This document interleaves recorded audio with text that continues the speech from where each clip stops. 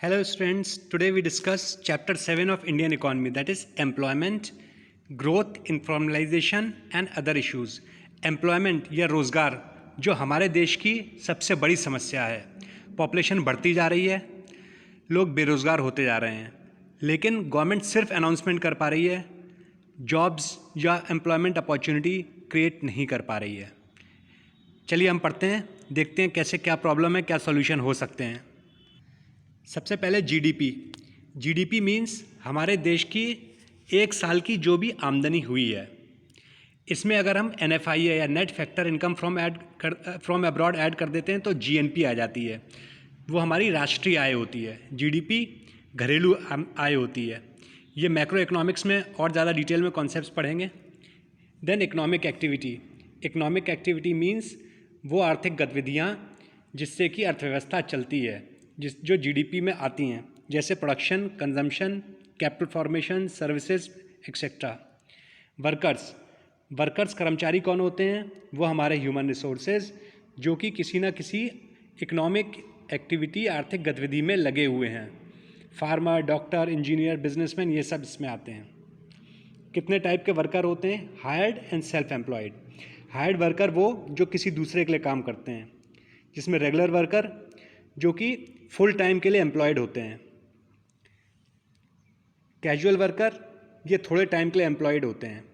जैसे खेती के सीज़न पे किसानों के यहाँ, जिनके पास खेत हैं, वहाँ पे लोगों को रोज़गार मिल जाता है जब फसल बोई जाती है, फसल काटी जाती है। उसी तरह से जब कोई बिल्डिंग बन रही है तब मजदूरों को रोज़गार मिल जाता है, फुल टाइम नहीं मिलता है। कैजुअल वर्कर करीब इंडिया का 30% वर्कफोर्स हैं। रेगुलर वर्कर इंडिया का 18% वर्कफोर्स हैं। सेल्फ एम्प्लॉयड वो होते हैं जो खुद अपने लिए काम करते हैं। जैसे कोई शॉपकीपर है, अपनी दुकान पे काम कर रहा है, सेल्फ एम्प्लॉयड है। कोई मैकेनिक है, ऑटो मैकेनिक है, वर्कशॉप खोले बैठा है, खुद अपने को काम दे रहा है, वो सेल्फ एम्प्लॉयड है। सेल्फ एम्प्लॉयमेंट ही खास करके छोटे वर्कर्स पे, स्मॉल लेवल पे सेल्फ एम्प्लॉयमेंट इकॉनमी के लिए ग्रोथ लाता है, जॉब्स क्रिएट करता है। इसमें एक कॉन्सेप्ट है labour force and work force. कई बार हम लेबर फोर्स और वर्क फोर्स को एक जैसा मानते हैं, पर इसमें बहुत बड़ा फ़र्क है। लेबर फोर्स में वो सब लोग होते हैं जिनको जॉब मिल गई होती है, कहीं वर्क कर रहे होते हैं, and also people who are not getting work, जिनको काम मिला है और जिनको काम नहीं भी मिला है, 15 साल से ऊपर के हो गए हैं लेकिन काम नहीं मिला है, और हैंडीकैप नहीं, फिजिकली फिट हैं, वो सब आते हैं लेबर फोर्स में। वर्क फोर्स में केवल वो लोग आते हैं जिनको कहीं पे काम मिला है, किसी इकोनॉमिक एक्टिविटी में एंगेज्ड हैं। तो labour force means work force plus unemployed person. Labor force means number of person working plus number of person not working but are willing to work and available for workforce. Workforce means number of person who are actually working. Unemployed person कितने क्या होते हैं? Labour force में से workforce हटा दीजिए, आपके पास जितने काम करने वाले कर्मचारी हैं और जितने काम कर रहे हैं उसके बीच का difference is unemployed person. Employment means जिस आदमी को रोज़गार मिल गया है, चाहे वो हायर्ड वर्कर हो या सेल्फ एम्प्लॉयड हो। देश का जो रेट ऑफ अनएम्प्लॉयमेंट है वो हम लेबर फोर्स से लेते हैं, वर्क फोर्स से नहीं लेते हैं। मैं फिर आपको बता रहा हूँ, rate of unemployment means number of unemployed people divided by labour force. हम लेबर फोर्स से एवरेज निकालते हैं अनएम्प्लॉयमेंट का, मल्टीप्लाइड बाय 100, ना कि वर्क फोर्स से। वहीं जो हमारी वर्कर पॉपुलेशन रेशो होती है, वर्कर पॉपुलेशन रेशो और वर्कफोर्स पार्टिसिपेशन रेशो, ये टोटल वर्कफोर्स या टोटल वर्कर जिन्हें काम मिल गया है divided by total population into 100। Labour participation, worker participation ratio जो होता है वो हम निकालते हैं टोटल पॉपुलेशन और वर्कफोर्स का रेशो होता है। तो ये ध्यान रखिएगा, rate of unemployment and worker participation ratio, इन दोनों के कॉन्सेप्ट्स अलग अलग हैं, इन्हें ध्यान से देख लीजिएगा। ये आपका वर्कर पार्टिसिपेशन रेशो है, जबकि ये आपका अनएम्प्लॉयमेंट रेशो है। हमारे देश में रोज़गार जेंडर, रीजन और सेक्टर्स के हिसाब से कैसा बटा है? देखिए, बाय जेंडर जो भी मेल्स हैं इसमें 51% आपके सेल्फ एम्प्लॉयड हैं, जबकि 20% रेगुलर वर्कर हैं एंड 29% कैजुअल वर्कर हैं मेल वर्कफोर्स में। फीमेल में आपके जो हैं 56% सेल्फ एम्प्लॉयड हैं, 13% ही रेगुलर वर्कर हैं, जबकि 31% कैजुअल वर्कर हैं। अब रीजन के हिसाब से हम देखें, रीजन मीन्स अर्बन या शहरी, रूरल या ग्रामीण, तो इसमें आपका सेल्फ एम्प्लॉयमेंट 43% है, रेगुलर 42 है और कैजुअल केवल 15% है अर्बन या शहरी क्षेत्रों में। ग्रामीण क्षेत्रों में सेल्फ एम्प्लॉयमेंट 56% है, रेगुलर 9% है और कैजुअल 35% है। तो गांव के लोग सेल्फ एम्प्लॉयमेंट पे ज़्यादा ध्यान देते हैं बजाय किसी के अंडर काम करने के, या एज ए कैजुअल वर्कर काम करना पसंद करते हैं। अलग अलग सेक्टर में कैसे हमारा लेबर फोर्स है, जैसे फर्म्स, फैक्ट्रीज़ और ऑफिसेज में एग्रीकल्चर है, माइनिंग है, क्वेरी है, manufacturing, construction, services, water supply, transport, storage, electricity, gas, trade, ये सब कुछ एक्टिविटीज़ हैं जिसमें कि हमारा वर्कफोर्स काम करता है।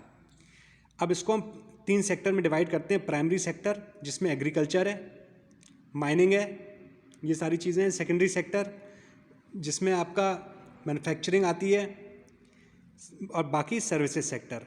प्राइमरी, सेकेंडरी, टर्शरी या सर्विसेज, एग्रीकल्चर, मैन्युफैक्चरिंग, सर्विसेज। तो ये कैसे चेंज हुआ है? रूरल एरिया में प्राइमरी सेक्टर में 64% है, अर्बन में केवल 6.7% है। सेकेंडरी में रूरल में 20 है, अर्बन में 35 है। टर्शरी में रूरल में 15 है, अर्बन में करीब 58% है। मैन अगर आप देखो तो 43% प्राइमरी सेक्टर, जबकि women around 63% primary sector. Secondary में 26% मैन है, 20% वुमेन है सेकेंडरी सेक्टर में। सर्विसेज में 30% मैन है एंड 17% वुमेन है। तो ये आपका वर्कफोर्स डिस्ट्रीब्यूशन है। इकोनॉमिक ग्रोथ और स्ट्रक्चर ऑफ एम्प्लॉयमेंट कैसे चेंज हुआ? इंडिया में इकोनॉमिक ग्रोथ तो हुई, लेकिन जिस हिसाब से इकोनॉमिक ग्रोथ हुई उस हिसाब से कंट्री में एम्प्लॉयमेंट नहीं बढ़ा। Indian economy has grown economically but has not created much jobs. Indian economic growth is also called jobless growth. अब ये देखिए, जो हमारी जीडीपी बढ़ रही थी और ये एम्प्लॉयमेंट में ग्रोथ था। जीडीपी काफ़ी तेज़ी से बढ़ती गई लेकिन एम्प्लॉयमेंट में उतना ग्रोथ नहीं हुआ।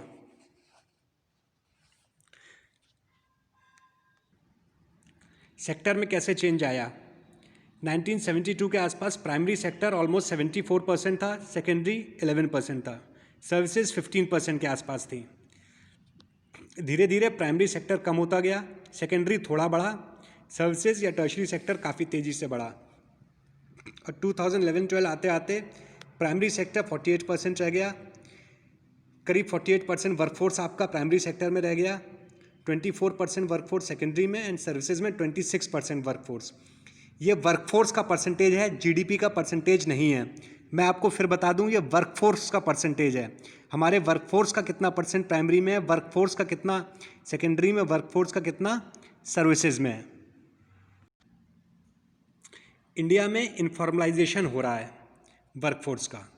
फॉर्मल और इनफॉर्मल सेक्टर क्या होता है? फॉर्मल या जिसे हम ऑर्गेनाइज सेक्टर कहते हैं, जो 10 या उससे ज़्यादा वर्कर्स को हायर करता है, ये फॉर्मल सेक्टर होता है। इसमें बड़ी ऑर्गेनाइजेशंस ही आती हैं। इसमें वर्कर्स को आप बेनिफिट्स देते हो, जैसे कि ग्रेच्युटी, पेंशन वगैरह। ये सारे के सारे फॉर्मल सेक्टर में मिलते हैं, इनफॉर्मल में उतने नहीं मिलते हैं। जबकि इनफॉर्मल या अनऑर्गेनाइज सेक्टर क्या होता है? जिसमें कि 10 से कम लोग एम्प्लॉयड होते हैं। तो इंडिया में अब आप देखो, इनफॉर्मल सेक्टर ज़्यादा धीरे धीरे बढ़ रहा है, क्योंकि जॉब्स नहीं है तो लोग छोटी छोटी ऑर्गेनाइजेशंस बनाते हैं, उनमें काम करते हैं। दुकान है, एक दुकान में 4 से 5 लोग काम करते हैं, और इस तरह की दुकानें काफ़ी खुल रही हैं, उस हिसाब से फैक्ट्रीज नहीं लग पा रही हैं। Unemployment means people who are willing to work but they are not able to find the work. तो जब लोगों के पास काम नहीं होगा, आमदनी नहीं होगी, तो अपना जीवन यापन कैसे करेंगे? टाइप्स ऑफ अनएम्प्लॉयमेंट, किस तरह के अनएम्प्लॉयमेंट होते हैं? रूरल अनएम्प्लॉयमेंट में डिस्गाइज अनएम्प्लॉयमेंट होता है और सीजनल होता है। ग्रामीण क्षेत्रों में अभी हम डिस्कस करेंगे डिस्गाइज और सीजनल क्या होता है। अर्बन में educated unemployed, industrial unemployed. Then other types of unemployment में open unemployment, under employment unemployment, structural unemployment, frictional unemployment and cyclical unemployment. Rural unemployment में डिस्गाइज्ड अनएम्प्लॉयमेंट, ये काफ़ी कॉमन है, खासकर एग्रीकल्चर में। जितने लोगों की ज़रूरत है उससे ज़्यादा काम कर रहे हैं। एग्रीकल्चर में अगर 10 लोगों की ज़रूरत है, काम कर रहे हैं 20, तो अगर आप थोड़े हटा भी दें तो भी आउटपुट पे कोई फ़र्क नहीं पड़ेगा। तो ये होता है डिसगाइज्ड अनएम्प्लॉयमेंट। लोग काम कर रहे हैं लेकिन दे don't have any productivity. Seasonal unemployment, इसमें क्या होता है, जिस समय फसल बोई जा रही होती है, सोइंग सीजन होता है या हार्वेस्टिंग सीजन होता है, that time people get work, but when there is no sowing, there is no harvesting, people don't get work and they remain unemployed. ये सीजनल अनएम्प्लॉयमेंट होता है। इसमें कई बार अर्बन एरिया में लोग माइग्रेट कर जाते हैं। सीजनल अनएम्प्लॉयमेंट कई इंडस्ट्रीज़ में भी होता है, जैसे कि आपका आइसक्रीम है, शुगर क्रशिंग है, वुल है, ऊनी कपड़े। तो इसमें क्या होता है, ये सीजनल डिमांड है। आइसक्रीम सर्दी में डिमांड नहीं होती, ऑलमोस्ट 90-95% डिमांड गिर जाती है, तो इतने वर्कर्स की ज़रूरत नहीं होती है। उसी तरह वुल सर्दी के 5 महीनों में ही ज़रूरत होती है, उसके बाद वुल की डिमांड नहीं होती, वुल प्रोडक्ट की, तो लोग के पास जॉब्स नहीं होते उस टाइम। सेम वे शुगर का सीज़न तब होता है जब शुगर केन होता है, जब शुगर फैक्ट्रीज बंद होती हैं, लोगों के पास वर्क नहीं होता। अर्बन अनएम्प्लॉयमेंट में इंडस्ट्रियल अनएम्प्लॉयमेंट। इंडस्ट्रियल अनएम्प्लॉयमेंट में क्या होता है, when someone is working in a factory in an industry but then there is suddenly change in technology, industry shift from labour intensive to capital intensive. लोग labour की जगह capital intensive technology पे shift करते हैं, labour is unemployed. Then you have educated unemployment. India के education system इसको काफ़ी criticise किया जाता है कि ये जॉब नहीं क्रिएट करती, वोकेशनल ट्रेनिंग नहीं देती, टेक्नोक्रेट्स नहीं बनाती। लोगों के पास डिग्रीज़ हैं, मार्क्स हैं, सीबीएसई का पैटर्न ऐसा कर दिया गया है, 90-95% की तो लाइन लग जाती है, but then they don't have calibre, they don't have skill for a particular specific job. तो ये होता है educated unemployment. Other types of unemployment में open unemployment. Open unemployment means people are willing to work but they are not getting work. This is open unemployment. Underemployment. Underemployment is also called invisible.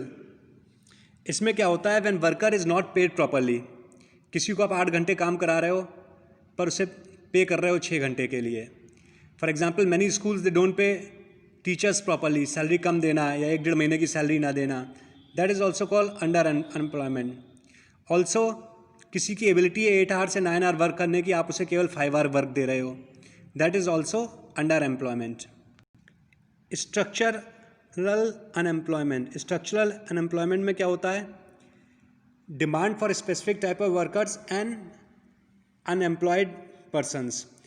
जैसे कोई technology change होती है तब जो workers पुरानी technology पे काम कर रहे हैं तब उनकी रिक्वायरमेंट नहीं है, तो ये या कोई प्रोडक्ट बनाया जा रहा है and there is no demand for that product. जैसे पेजर आए थे 1990s में, but when SMS started in mobile phones there was no demand for pager. Those who are working in pager industry they lost their job because it was structural change in the entire industry. Frictional unemployment, basically ये temporary unemployment होता है। Frictional unemployment में क्या होता है, when a worker is shifting from one job to another he is unemployed for a small period. This is frictional unemployment. Cyclical unemployment, ये basically develop country में ज़्यादा होता है लेकिन अब इंडिया में भी आने लगा है due to faulty government policy. इसमें क्या होता है, व्हेन देयर इज़ बूम तो ज़्यादा लोगों की डिमांड होती है, व्हेन देयर इज़ रिसेशन तो लोगों को जॉब से निकाल दिया जाता है। इकॉनमी की साइकिल के हिसाब से अनएम्प्लॉयमेंट कम और ज़्यादा होता है। Causes of increasing unemployment in India. India में बेरोज़गारी क्यों बढ़ रही है? Main thing is population explosion. India की पॉपुलेशन बहुत तेज़ी से बढ़ रही है। Low rate of economic development compare to population, India की इकोनॉमिक डेवलपमेंट कंसिस्टेंट बेसिस पे नहीं है। इंडिया की जैसे पॉपुलेशन बढ़ रही है, GDP must grow at least 8 to 9% for 10 to 15 years consistently, and it should be jobful growth, not jobless growth. Then low development of agriculture. Agriculture में सबसे ज़्यादा वर्कफोर्स लगा हुआ है लेकिन वहाँ डेवलपमेंट ज़्यादा नहीं हो रहा है। जब रेगुलरली GDP नहीं ग्रोथ कर रही है तो इंडस्ट्रियल डेवलपमेंट कहाँ से हो जाएगा? इंडस्ट्री का ठीक से डेवलपमेंट ना होने की वजह से अनएम्प्लॉयमेंट है। काफ़ी सारी स्मॉल और कॉटेज इंडस्ट्री डेवलप करने के लिए गवर्नमेंट की कोशिश है लेकिन उन्हें फाइनेंस नहीं मिल पाता, प्रॉब्लम्स होते हैं, करप्शन है कंट्री में, तो डेवलप नहीं कर पाते और कंट्री में अनएम्प्लॉयमेंट होता है। Lack of vocational and technical education. Technocrats India में नहीं बनाए जाते। इंडियन एजुकेशन सिस्टम के बारे में कहा जाता है केवल डिग्री दे देती है। एक स्पेसिफिक जॉब के लिए टेक्नोक्रेट्स तैयार किए जाएं तो उनको काफ़ी अच्छा जॉब मिल सकता है। Low level of capital formation, India में पहले भी मैंने डिस्कस किया, capital formation is very low. जब पूंजी नहीं बनेगी तो निवेश कहाँ से होगा? When you don't have surplus capital to invest, how can investment come? When investment can not come, how can the jobs grow? Immobility of labour, कई बार due to lack of education, lack of knowledge, lack of awareness, people and lack of knowledge of local language, people are not able to migrate from one region to another region where there are jobs. अब तो काफ़ी लोग इधर से उधर जाने लगे हैं, लेकिन फिर भी एग्जैक्टली जहाँ जॉब्स हैं वहाँ लोग उतना नहीं पहुँच पा रहे हैं। Then joint family system, in India there are large joint families. तो जॉइंट फैमिलीज़ में क्या होता है कि अगर कोई एक काम नहीं कर रहा है, if someone is not working, still out of family income ही और she can meet her financial requirements. लेकिन इकॉनमी के लिए तो अनप्रोडक्टिव है, अनएम्प्लॉयड है। अनएम्प्लॉयमेंट के कॉन्सिक्वेंसेज या इफेक्ट्स क्या होते हैं? सबसे पहले इकोनॉमिक कॉन्सिक्वेंसेज, प्रोडक्शन फॉल होता है, इनकम फॉल होती है, सेविंग इन्वेस्टमेंट नहीं होता, पॉवर्टी होती है, गरीबी होती है। सोशल में लोगों का लो लिविंग स्टैंडर्ड होता है, अनइक्वल डिस्ट्रीब्यूशन ऑफ इनकम होता है। जिन लोगों के पास जॉब्स या रिसोर्सेज हैं उनकी इनकम बहुत ज़्यादा होती है, जिनके पास एम्प्लॉयमेंट नहीं है उनकी इनकम बहुत कम होती है। सोशल अनरेस्ट, क्राइम बहुत बढ़ता है अमीरी गरीबी की खाई से। ठीक है, हमारे थानों में आज भी बहुत सारी रिपोर्ट्स नहीं लिखी जाती हैं। अगर रिपोर्ट्स लिखी हैं तो शायद दुनिया में सबसे ज़्यादा क्राइम भारत में निकलेगा, क्योंकि यहाँ दुनिया में सबसे ज़्यादा अमीरी गरीबी की खाई है। कैसे अनएम्प्लॉयमेंट की प्रॉब्लम सॉल्व हो? How can we solve problem of unemployment? Increase in GDP growth rate, GDP growth बढ़ाई जाए। पॉपुलेशन कंट्रोल, ये बहुत ज़रूरी है, इंडिया की पॉपुलेशन कंट्रोल होना। चाइना काफ़ी सालों से लगा हुआ है पॉपुलेशन कंट्रोल में, अब जाके उसकी पॉपुलेशन कंट्रोल हो पा रही है। इसी वजह से वी आर सीइंग चाइना का जो लिविंग स्टैंडर्ड है, ग्रोथ रेट है, काफ़ी ज़्यादा हो गया है। इंडिया में per year around 25 to 30 lakh car बिकती हैं, कंपैरेटिवली चाइना में 3 to 4 करोड़ कार्स बिकती हैं। तो you can see the difference between living standard of both the countries given both have almost same population size. China की रुक रही है और हमारी बढ़ती चली जा रही है। एग्रीकल्चर को डेवलप करना बहुत ज़रूरी है, क्योंकि रूरल एरिया में काफ़ी लोग रहते हैं। Development of agriculture, education sector में रिफॉर्म्स चाहिए जिससे कि वोकेशनल जॉब ओरिएंटेड कोर्स बढ़ें। उसके साथ साथ एक ऑनेस्टी भी आनी चाहिए, चाहे वो गवर्नमेंट सेक्टर हो प्राइवेट सेक्टर हो। इसमें ट्रांसपेरेंसी नहीं है। गवर्नमेंट सेक्टर का हम हाल देख रहे हैं, सैलरीज ज़्यादा, no work, private sector excessive workload, लेकिन उस हिसाब से सैलरीज नहीं है। Then financial help to self employment, अगर हम स्वतः रोज़गार को बढ़ाएं, लोग खुद अपने आप को जॉब दें, दूसरों को भी जॉब पे रखें, तो काफ़ी एम्प्लॉयमेंट क्रिएट किया जा सकता है। इंफ्रास्ट्रक्चर डेवलपमेंट बहुत ज़रूरी है, आईटी इंफ्रास्ट्रक्चर, रोड्स, ये सारी चीज़ें हों, उससे देश का अनएम्प्लॉयमेंट कम होगा, एम्प्लॉयमेंट बढ़ेगा। Then implementation of employment program, government के एम्प्लॉयमेंट प्रोग्राम्स हैं specially regards to self employment, वो बढ़ने चाहिए। Then irrigation, power, agriculture, nature conservation, और एक बहुत इंपॉर्टेंट एरिया हो सकता है वेस्ट रिसाइकल। इंडिया इतना कचरा बनाता है हर दिन, टीन का, प्लास्टिक का, पॉलीथीन का, सीवेज वेस्ट, गंदा पानी। अगर हर सिटी में वेस्ट रिसाइकल प्लांट लगा दिए जाएं, वेस्ट को रिसाइकल किया जाए, तो काफ़ी अच्छी एम्प्लॉयमेंट अपॉर्चुनिटी भी क्रिएट हो सकती है, एनवायरनमेंट क्लीन रहेगा, उसके साथ साथ कॉस्ट ऑफ प्रोडक्शन कम हो जाएगी।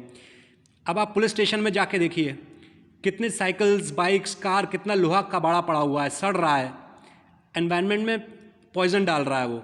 लेकिन वही वेस्ट अगर आप रिसाइकिल कर दें तो जो हमारा फ्रेश लोहा है उसकी माइनिंग की ज़रूरत कम पड़ेगी, तो हमारी कॉस्ट भी कम हो जाएगी, एनवायरनमेंट भी क्लीन रहेगा। That can be a very good new area.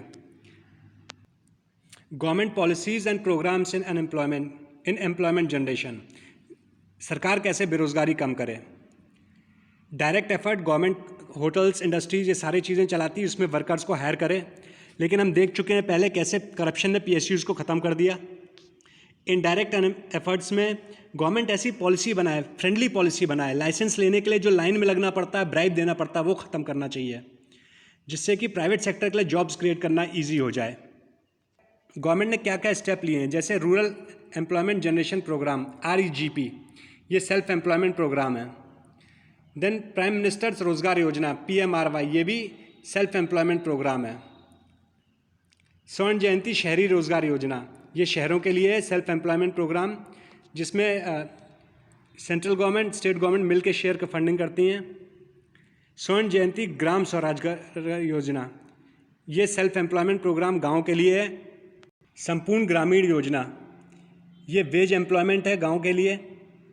Mahatma Gandhi national rural employment guarantee act मनरेगा, ये जो 5, 6, 7 गवर्नमेंट की स्कीम्स हैं पॉवर्टी एलिवेशन की, एम्प्लॉयमेंट जनरेशन की, इसको आप ठीक से पढ़ लीजिएगा क्योंकि इसमें से शॉर्ट क्वेश्चंस आते ही हैं, 1 या 2।